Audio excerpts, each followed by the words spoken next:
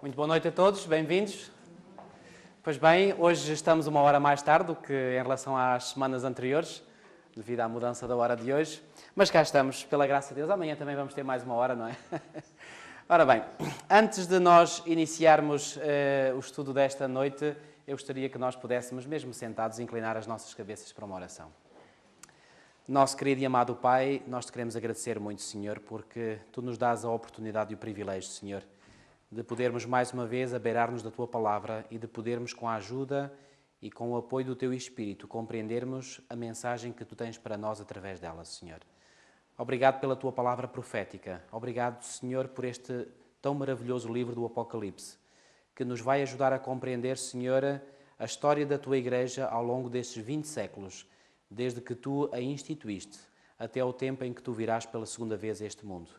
Obrigado, Senhora, porque sentimos que estiveste connosco das outras vezes e temos a certeza, Senhor, que hoje, uma vez mais, Tu estarás entre nós.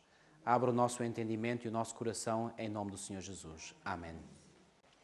Ok, amigos, abram as vossas Bíblias no livro do Apocalipse e vamos primeiro fazer uma breve revisão daquilo que nós vimos até agora, nomeadamente o capítulo 2.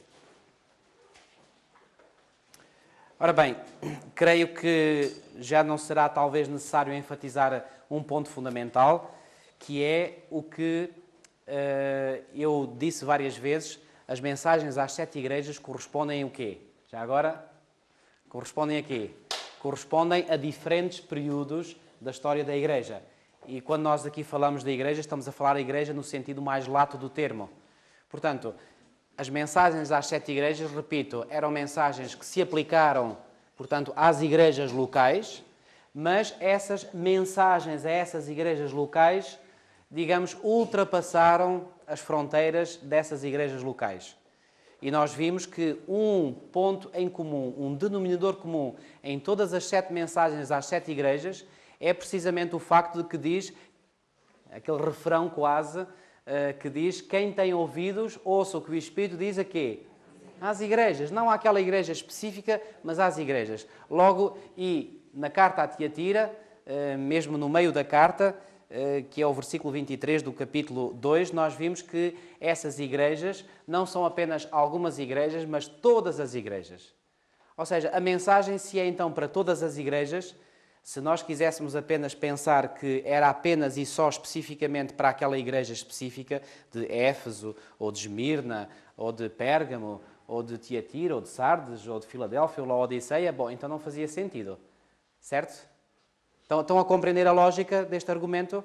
Portanto, quando no final de cada carta diz quem tem ouvidos, ouça o que o Espírito diz às igrejas, plural, e essas igrejas, plural, refere-se a todas as igrejas, então refere-se a todas as igrejas num determinado período. E porquê é que nós podemos afirmar isso? Porque no final do capítulo 1, versículo 19, é um versículo importantíssimo. Jesus diz a João, as coisas que viste escreve, as coisas que são e as coisas que hão de vir depois destas. Está claro? Eu estou a bater muito nesta tecla, porque este é um ponto importantíssimo. Quem não compreender esse ponto dificilmente aceitará o facto de que estamos perante mensagens proféticas, certo?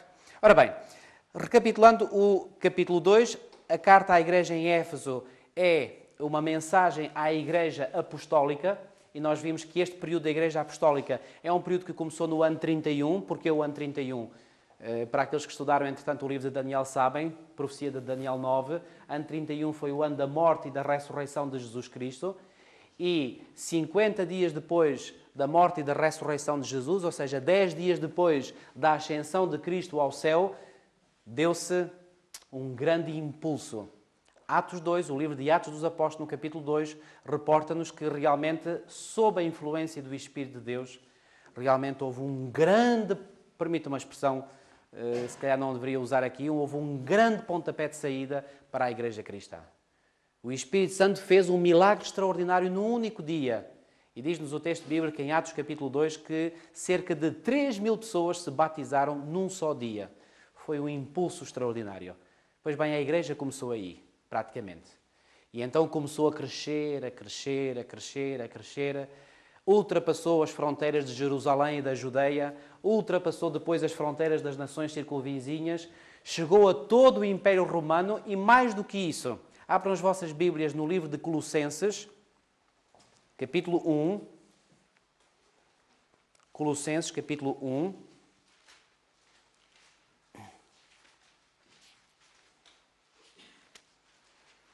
E versículo 23. Não nos vamos agora aqui prender sobre o raciocínio que Paulo está a seguir, porque o objetivo nosso agora não é esse. É só um detalhe que vem neste versículo. Diz assim: se é que permaneceis na fé, alicerçados e firmes, não vos deixando afastar da esperança.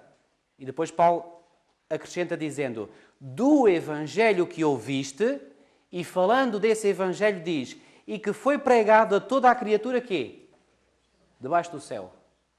Sabem que Paulo escreveu esta carta aos Colossenses, segundo os estudiosos, provavelmente aí nos anos 50 do primeiro século, obviamente. E, portanto, quando Paulo aqui escreve aos Colossenses, ele já está a afirmar que o Evangelho tinha sido pregado a toda a criatura debaixo do céu.